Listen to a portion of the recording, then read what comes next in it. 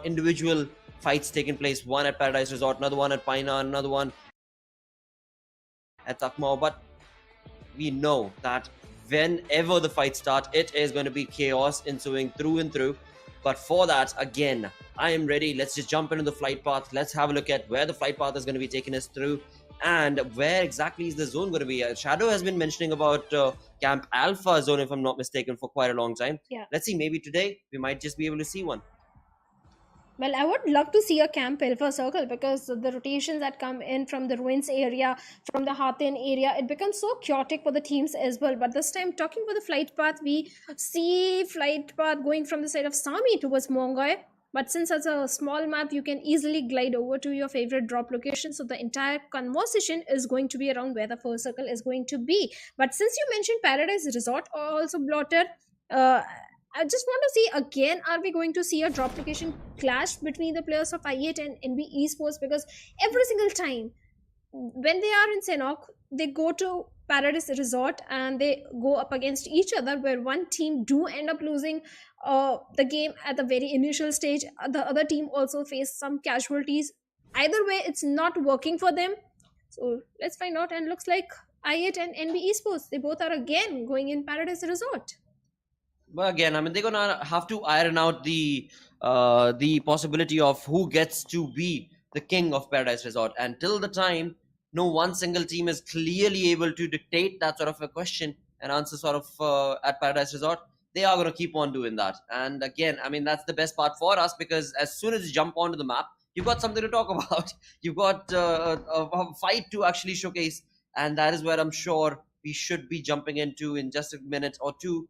Because with that, look at the zone. The zone is actually keeping Paradise Resort right around in the center as well, pretty much. T2K loving the positioning coming in from their side, but there we have it. I8 with a two-man split. Illuminate True against the four-man army of NB Esports. And it seems like NB Esports have decided to this time around not participate in that chaotic fight. They've gotten their loot, as we can see. They've gotten a decent amount of loot, actually not bad. And have fallen back away from Paradise Resort. That was a quick looting session right there coming in from the side of NB Esports. And of course, Illuminate True are going to be none the wiser, as they were on the other side of Paradise Resort. They had two-man split going on from their side. They're just patiently waiting. If at all, NB Sports are going to be, of course, coming towards the crosshair setup coming from the side of I8. But for now, it seems like both these teams are going to be moving away. Wow, okay. What are the chances of that? It seems Illuminate as well as NB Esports, both of them have decided to walk out of Paradise Resort for now. So no early contestation that I anticipated to be able to see will be showcased over there. Well, certainly on the other side, T2K Jane, well, NB Esports, yes, the plan was perfect to grab a quick loot, go for the secondary loot on the smaller compounds, not engage in a fight with the plus of I8, but then failed to read the position of T2K Esports, because T2K every single time they go towards the northeastern side of Paradise Resort in a split position, and that is where Jane capitalized and took down one player from the side of NBES. But looks like NBES, they are also retaliating, as Jane has been knocked down, and quick confirmation is also coming in. So that means now T2K, they are in the back foot situation as compared to NB Esports. Sek can be revived in the situation, as the remaining players of T2K are way too far away. So the rescue mission is going to be so easy, and now Sek, he just needs to patch himself up as soon as possible. Indeed, so perfect conversion right there in that fight, at least for NB Esports, as they did get a defeat point and were, of course, able to eliminate their opponent in front of them. Right now, of course, as we move on ahead towards another side, we've got Illuminate's Sky bringing in a Molotov against the rock, from which, of course, Sleepy is hiding. But that could be a lot of detrimental positioning right there. No, never mind, it's a smoke. It's a smoke being thrown from the side of Sky. Interesting turn of events right there. Not entirely sure why he decided to do that, but a flank angle has been utilized from Illuminate Crew's Wolfes, and ASL Sleepy goes down. ASL Sleepy, well, he goes down, but where are the other players? And there we can see the kill feed. We've got Gangster jumping into action as well, as he brings down Illuminate Crew's players. But it seems like revival to Sleepy is going to be very, very tough. As we can see, Chari on the other side of the map itself, or rather other side of the road itself, top of the mountain, is trying to get that cover fire taken care of, and in turn is going to be able to get a defeat point also confirmed for himself. So perhaps there is still a chance for ASL to be able to get Sleepy revived and also eliminate Illuminate True. But will that be the case or not? Let's find out. Perfect angles. The angles which the players of Abrupt Slayers are holding on to perfection. But looks like Venom, they are going to do a third party in the situation as they take down one more player from the side of Abrupt Slayers, and Sleepy and Bishal are on the verge of elimination. And Abrupt Slayers, now they are left with only 2 players. A quick revival coming in for Sleepy, but Bishal couldn't be saved in the situation. But IH, they have their own worries as Stalwart Esports Z with the shotgun has pushed onto Nova, and Nova has been eliminated. Now IH, their numbers are not in their favor, and look at the position of Whoopies. Both the players of Abrupt Slayers walked right into his crosses, and he capitalized and took down 2 players from the side of Abrupt Slayers. Quick elimination also coming in, and Abrupt Slayers, now Gangsta is the only man from their side. Not looking good at all for the players of Abrupt Slayers. Yes, initially they were holding the perfect angles, but it's a third party, a fourth party is so very common in this particular map, and it's never a good idea to stay out in the open. Now Stalwart Esports, they capitalized. 2 teams were fighting against each other, and it is Stalwart Esports that got the maximum benefit out of it. Indeed, I mean that is definitely the perfect way to actually illustrate this fight, because first things first, ASL, what were you doing out in the open? Alright, you're out in the open, you're not able to get a compound, you've got a team that you've already scoped out, you've got a perfect flank angle created, but still, another thing that of course ASL did not factor in was the fact that they can very well be third party upon as well, and that's exactly what took place right here. And being so scattered and spread across, so many points going against the players of ASL in that fight. But overall, again, when it comes to the numbers, it has dwindled down to just a one-man army now for Abrupt Slayers. Same is the case for Illuminate True as well, as both those teams have taken quite a lot of damage in this in the first few minutes of the game itself. We're still not yet done with stage 1, and in all of this, look at the ease with which Stalwart Esports are roaming around, getting all the information, trying to of course scope out any other opponent if they can. Before now, they haven't come across any. Alongside that, we've got the first airdrop with the Yogg and a level 3 kit. There are in fact 2 teams. We've got SKYLIGHTZ Gaming and we've got Venom DE, who are right around to be able to participate in that airdrop browser. But we'll see if they do so or not. It seems like latter will be the case, as SKYLIGHTZ Gaming will jump on to take on that opportunity. But from rear, we've got Venom DE holding on that angle, and there we have it. Domi just capitalizing. No Fear is not going to be allowed to take on that loot by himself, as Domi pushes on and sprays upon the player, and thus in turn it is going to be a tough situation.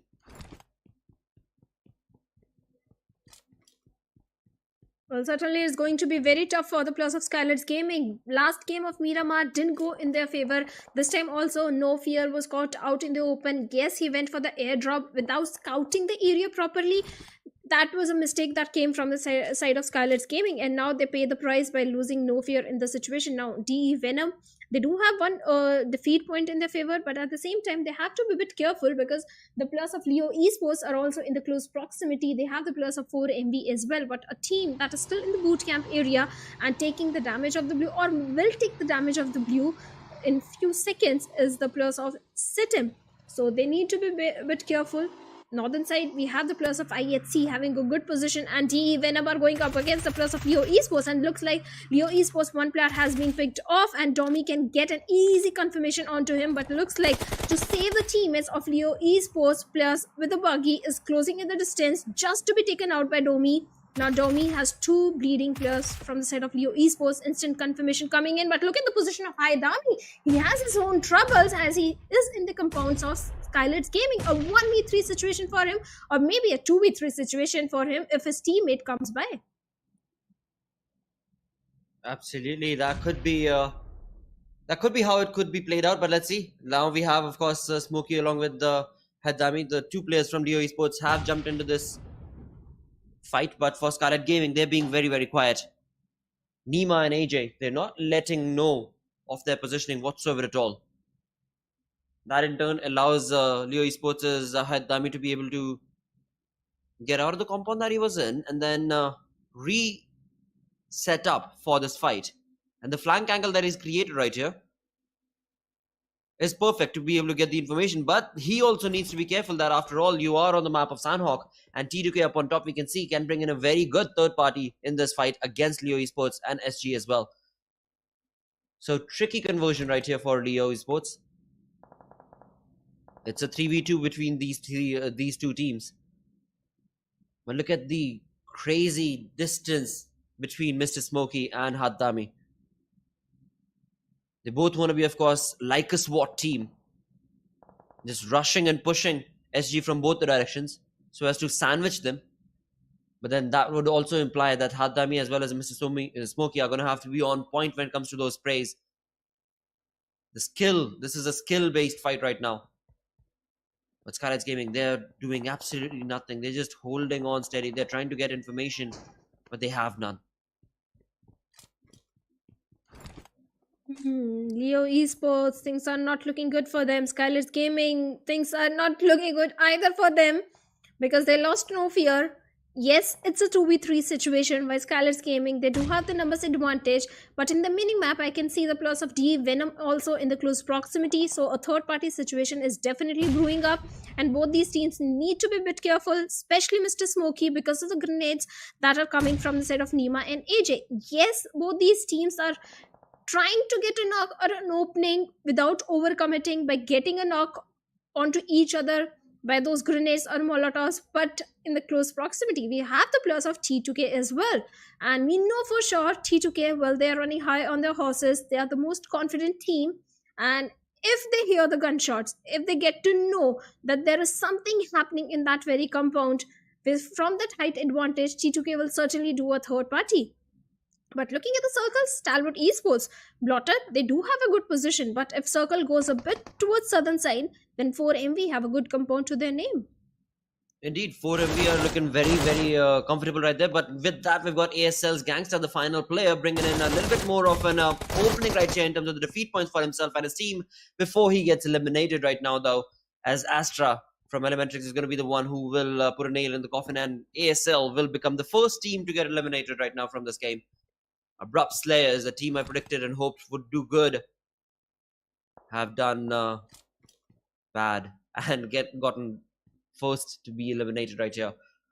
But never mind that, as we were talking about it. From the north, we've got STE looking very comfortable in terms of their positioning. T2K, they need to make a rotation as well to get into the zone. But to get into the zone, they need to be able to take on fights. And for now, we can see that they themselves have bad intentions, keeping their crosshairs against the players of T2K. And now we've got Deadeye's compound being sprayed upon from the side of IHC, as IHC's Dem over the UMP in his hand going to be easily able to slay Slayer from DE. And IHC Alex with that Molotov is looking for an opening or a knock onto Precious Sir, and looks like Precious Sir has definitely taken some damage, and Alex has been taken out. He was out there in open, and the way Deadeye guys are holding on to different angles, that became the reason for the demise of Alex in this situation. Zoel is still bleeding out. That means Demo is the only man standing from the side of IHC, and it is not looking good at all for him. Yes, smokes are being deployed to get the necessary soft cover required. At the same time, the blue is also catching up, and True Love Sir and Precious Sir, well, they're trying to find the last man, and looks like with that vehicle he's going to make a quick escape from the situation. Very mature decision that came from the side of now, like you mentioned, in the blue are trying against the players of bad intention and getting the confirmation. The fallen players of bad intention. Now, bad intention, they do have the advantage. Sandesh taking the damage of the blue. At the same time, Molotovs are coming from the side of Mehdi,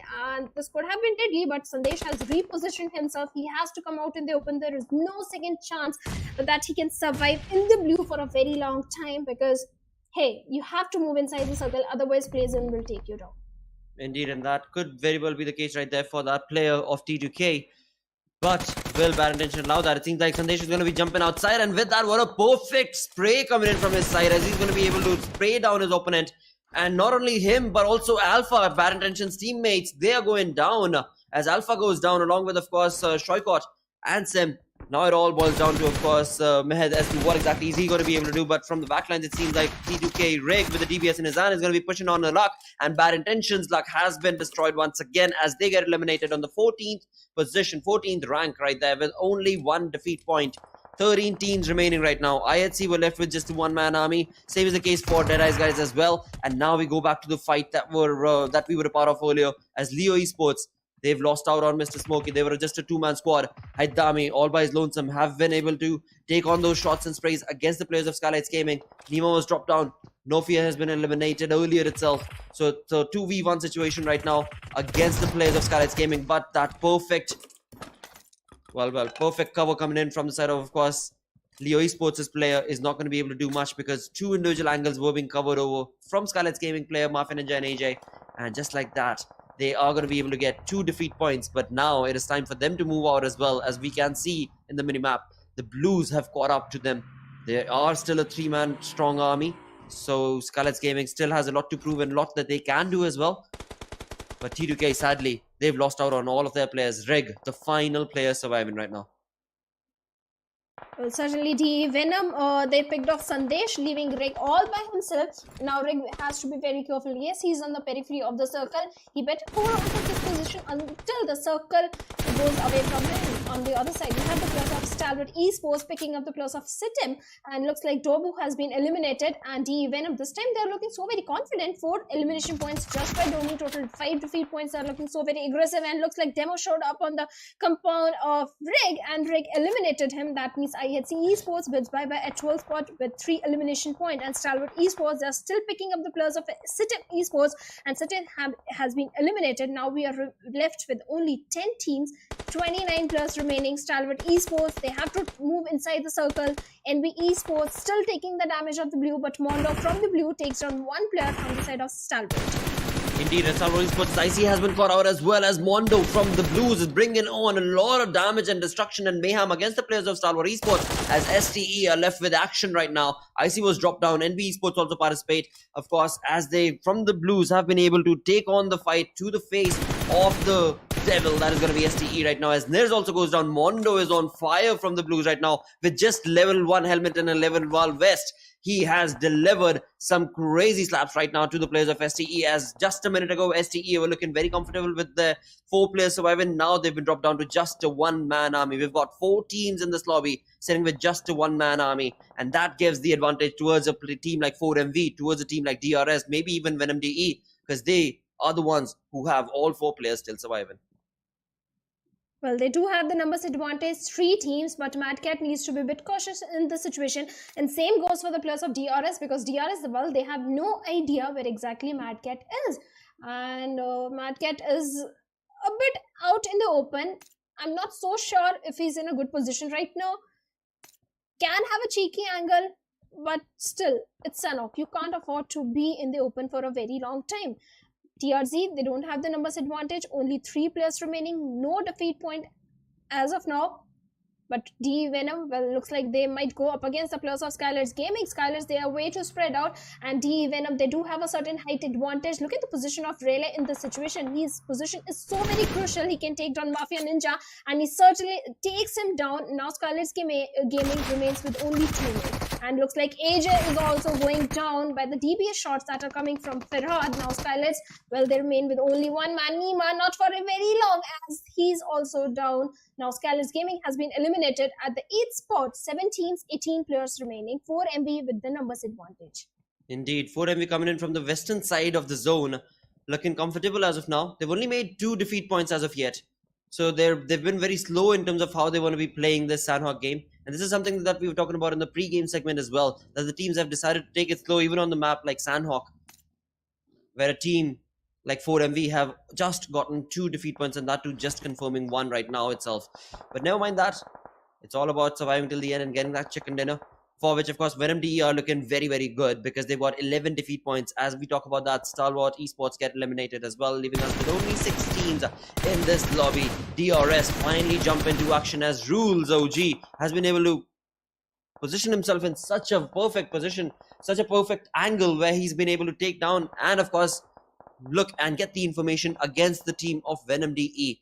Now, Venom DE, they are in a well, they were in a decent position, or rather, I thought their position has not even been compromised as of yet. But it seems DRS Rules OG found the perfect angle right here that we can see once again. Venom DE have absolutely no idea where they're getting sprayed on upon, and on the other side of the map altogether itself, we've got DRS taking shots against the players of 4MV, and 4MV's numbers are dropping down. They've been dropped down to a 3-man squad thanks to DRS's approach. Well, certainly. Now we are left with only 5 teams, 14 players remaining. DRS also, they do have the numbers, all the 4 players alive, like you mentioned, Blotter, but not too many elimination points. This is the perfect way DRS plays Sanhok. Sanhok has been the strongest map. They have already gotten 1 chicken dinner for themselves in the very first week in the map of Sanhok. They can do it again, but right now, Venom Krita picks off East from the side of 4MV. Now 4MV, they have to go for the rescue mission, but it's not going to be so easy because look at the position of East. A smoke wall could be made to save East in this situation, but let's find out if that's going to happen. The teammates are trying to save him. On the other side, Venom, they're keeping all the angles checked. TRZ, they also can be the critical one in this particular one because DRS, they have no idea about their position, but Krita takes from multiple players from the side of 4MV, and looks like 4MV are standing with only 1 man that is going to be refused, who is going for the rescue mission, but DE Precious Sir is going to take down Krita, and instant confirmation is also coming in, so that means trades are coming back and forth. Third parties are also happening, and DRS, well, they are also doing a third party onto the plus of 4MV as Delta takes down 1. Indeed, as he does so, right now we've got DRS with all 4 players, the only team with all 4 players surviving and standing with the momentum still, the momentum not going in their favor per se, because they are not yet in the zone. And we can see clearly in front of them, they've got teams that can very well gatekeep the positioning of DRS, but right now, DRS themselves have their crosses set up in between 4MV as well as, of course, up top on this ridge right here that we can see. Now, DRS have been able to get close to the ridge. It seems like they might just be able to get an entry into the zone as well. As 4MV, they were sprayed on upon miserably, and that in turn has resulted in them being left out with just refused right now. East is down. 4MV need to get a revival, but that's not possible right there, as he has been spotted, and KillerYT will bring him down as well. So refuse, the final player, he thinks he's going to be snail his way out of that area, but most certainly not going to be allowed as DRS stood around in that blues to be able to take down that player. And now the opening that DRS are pushing on along with TRZ have absolutely no idea, and TRZ, the momentum has also not been in their favor as of yet, as they have not accumulated a decent amount of defeat points for them as well. So now numbers going in favor of DRS, and DRS just like that, 1 final player remaining, that's going to be Steelshot. Steelshot has been able to bring down 1 player, that's going to be Delta from Seraph, make that 2 as KillerYT also goes down. But once again, the biggest factor in that fight was the numbers going in favor of DRS, and that in turn has resulted in the real soldiers walking away with an incredible winner chicken dinner. Well, certainly DRS, whenever it comes to Sanhok, DRS, they have a very strong foot in this particular map, and the way they play Sanhok is also so very impressive. This time they have 6 elimination, total 731 damage that they were dishing out, total of 16 points, and in the overall ranking they are sitting on the 3rd spot.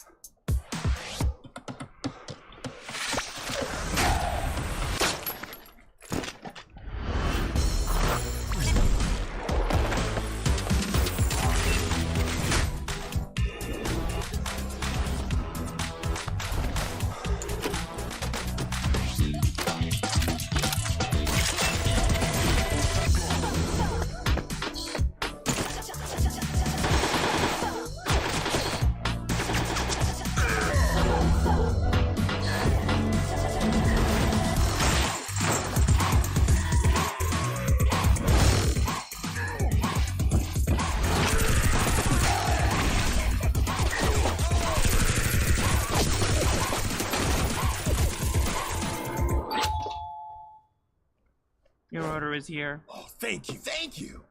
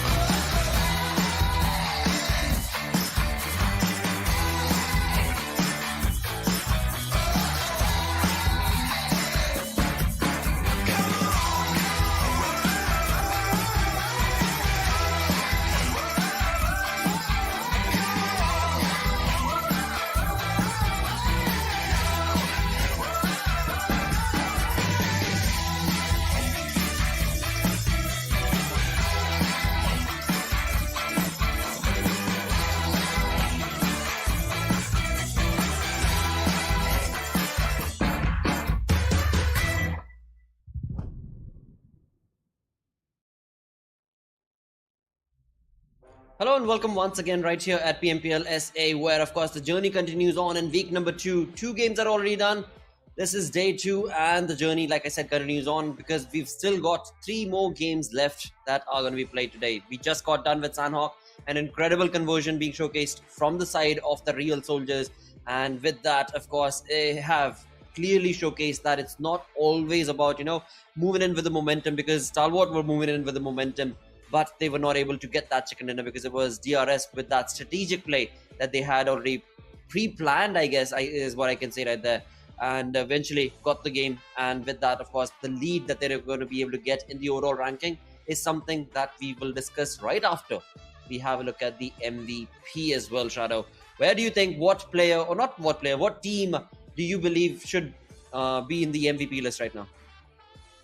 I don't think there is going to be someone from the side of DRS because only 6 elimination. They were not the aggressive force in this particular one.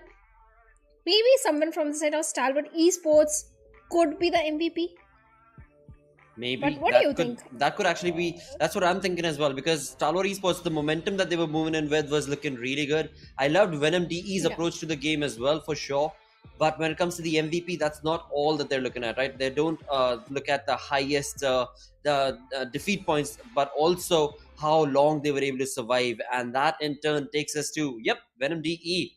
Domi right there with 5 eliminations, of course, 1015 damage that he was able to dish out with only 12 healing done. Well, certainly the healings are not too many because he was only picking up good fights. He was always in the cover, not out there in the open, taking unnecessary risk and undue fights that were not required in the game. But Venom DE, yes, definitely they are slowly picking up the pace for themselves.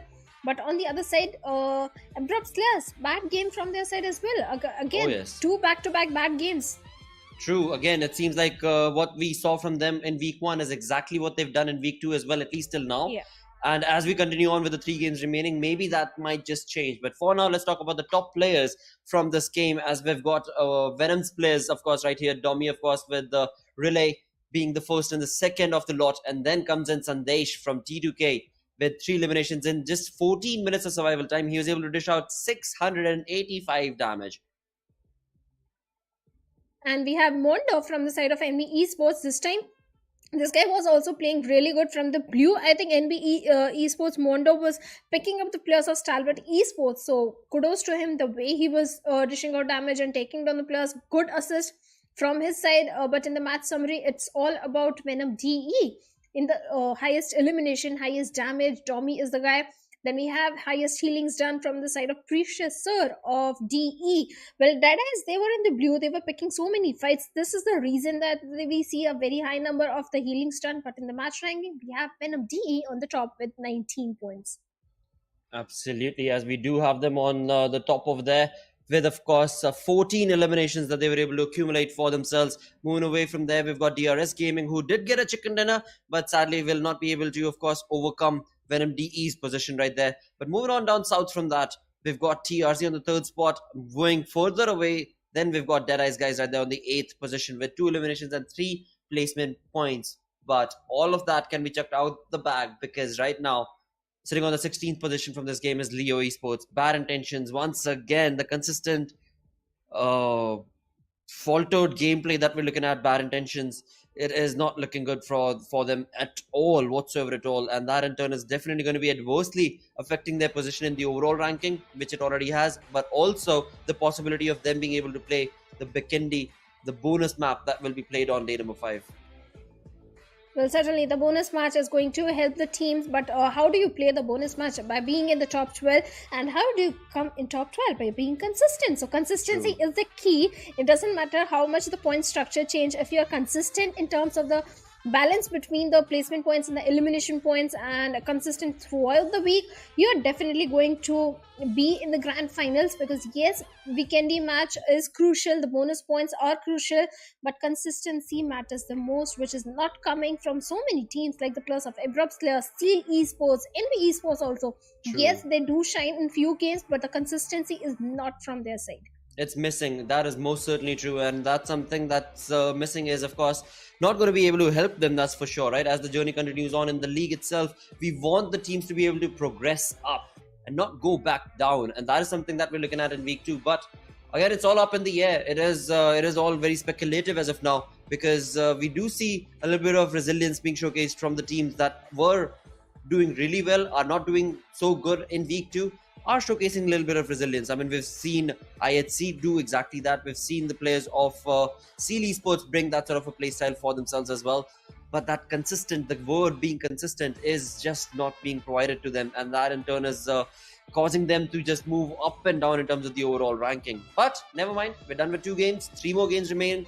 Today is the day of Miramar, which means once again, for game number 3, we're going to be jumping on to the map of Miramar, where if we were to confirm, we've got Group A, B, D, and E that are going to be playing. So Group C will not be participating. That means DRS Gaming, SKYLIGHTZ Gaming, NB Esports, and Illuminate Group.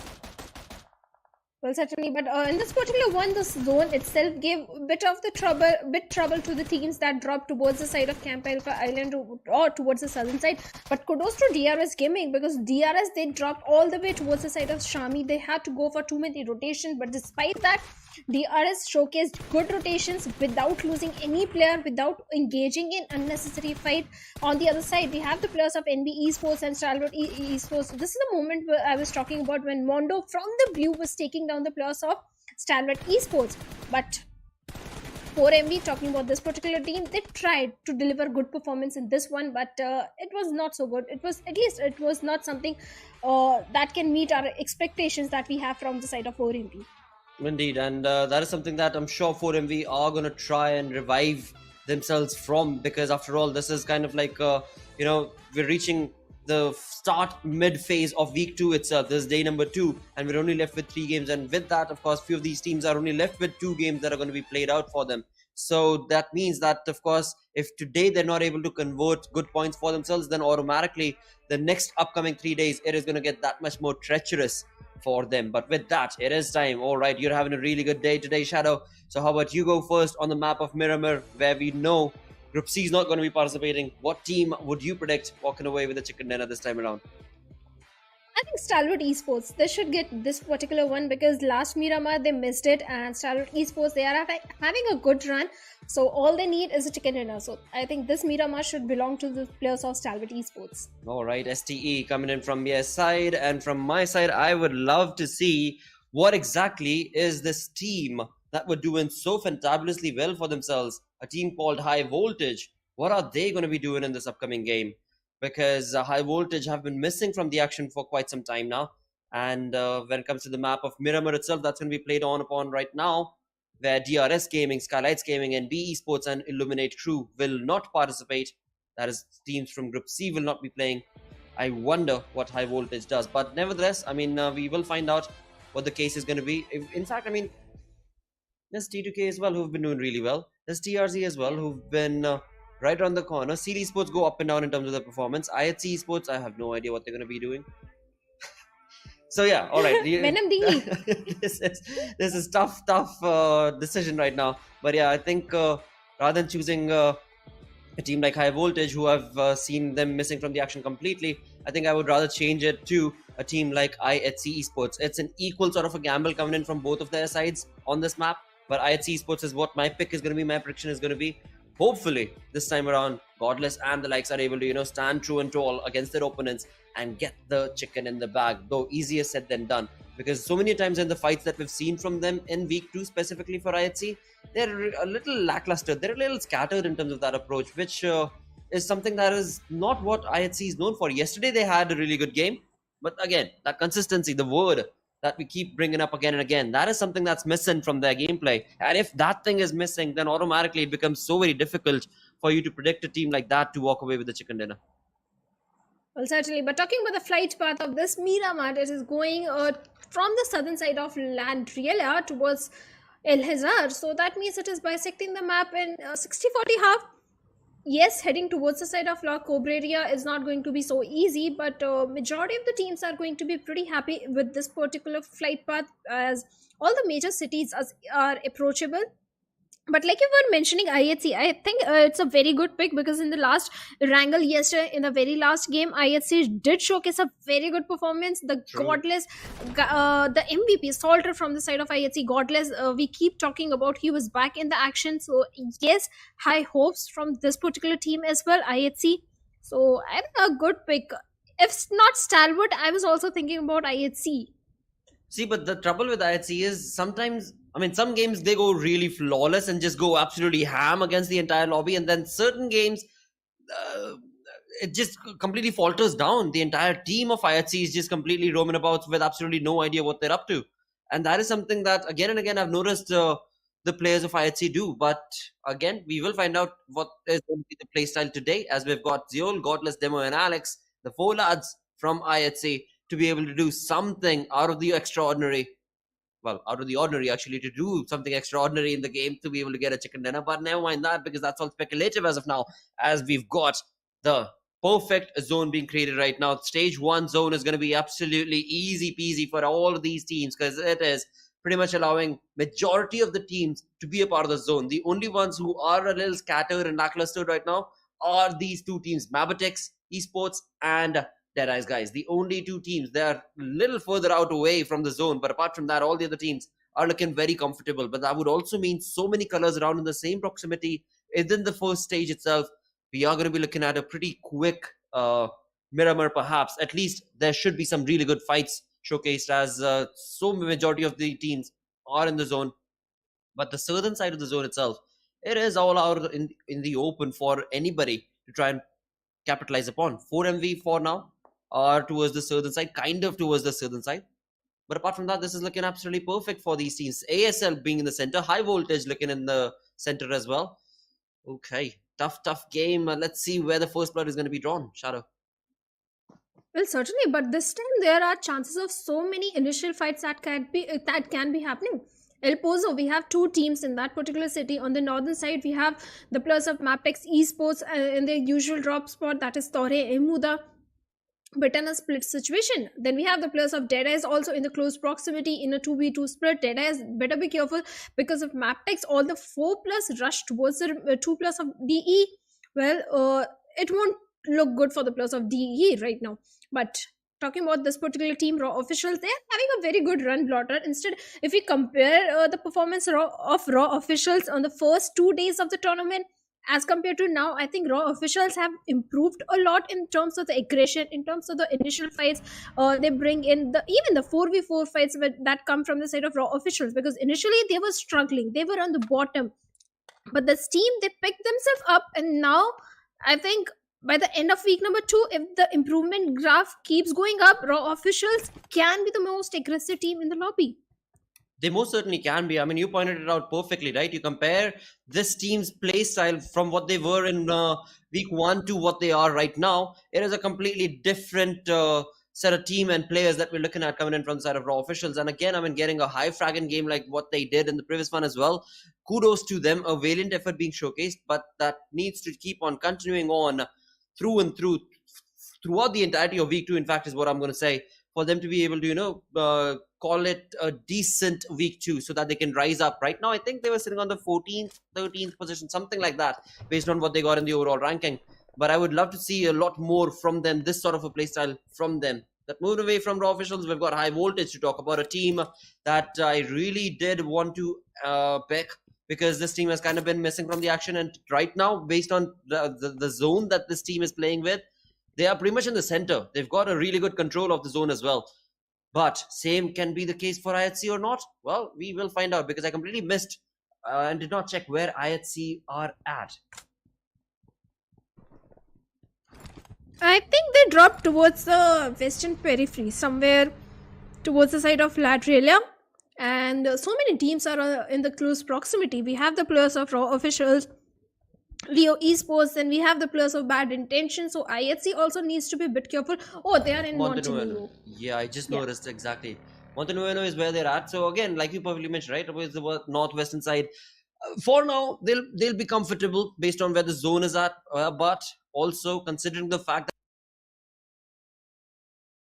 that majority are in the zone itself, And in another 2.5, 3 minutes, we are going to be looking at the end of stage 1 and an entry into stage 2. I wonder what's going to go down. Also, another team that I do want to bring up is going to be Sitim Esports, a team that loves to go towards Los Leones from what we've seen earlier. Where has this team gone missing as well? Again, week 1, day 1, NB Esports, Sitim Esports, these were the teams Leo Esports, these were the teams who were really looking flawless in terms of their execution and performance of every single map and gameplay. But then as the weeks continue on forth, all of that performance seems to have gone down the drain.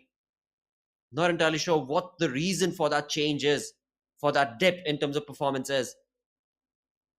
But hey, that's what the battleground does to you. You win some, you lose some. And that's exactly what can be said for those teams. But again, right now, as we are part of day 2 of week 2, this is match number 3 of the day. T2K leading the charge. I mean, talk about this team of T2K. Jane, Sandesh, Suyog, Rig. Been playing together for a very long time. They have a very tight-knit bond amongst each other. And of course, that also improves the communication that they've got when it comes to the team fights that they're a part of. But overall, I mean, you combine their efforts together, especially in week 2 itself, the lead with which they're roaming about in the overall ranking in week 2, it is most certainly commendable. And they do not seem to be wanting to stop anytime soon as well. Well, certainly they don't want to stop, and in fact, like I was pointing out, that week number 1 was entirely about the Mongolian teams, but the way other region teams are also picking themselves up and showing good performance, I think it is going to be an entirely different week number 2. Abrupt Slayers, I always say Abrupt Slayers, they shine the most in the map of Miramar. So Abrupt Slayers, this could be the game, or this could be the day when they can redeem themselves and start performing really better, because yesterday also they didn't have the best of the time. Today, 2 back-to-back bad games came from their side, but I don't complain about Sanhok, because Sanhok has never been Abrupt Slayers' main strong map. But Miramar is, and if they don't perform in the strongest map, that is something to be complained about. So Abrupt Slayers right now, they do have a good position to hold on to. They do have the zone, they have everything required, they have the resources also, they don't need the secondary loot, so they're looking pretty loaded and comfortable and cool as cucumber in their compound right in the center of the circle. Let's see though that cucumber approach is going to be able to help them out or not, because this is something that we spoke about Abhi in the previous game as well. When it comes to ASL, they're doing exactly what they did in week 1. The first 2 days they were kind of missing from the action. You kept on pointing out again and again as to where exactly is ASL missing, and then on day 3 onwards they started popping off heads like there's no tomorrow. And pretty much the exact same deja vu being showcased from the side of ASL's gameplay in week 2 as well. But alongside all of that, the zone has constricted on towards itself. It's moving on towards the northern side. Again, quite a lot of colorful teams in their vehicles right now.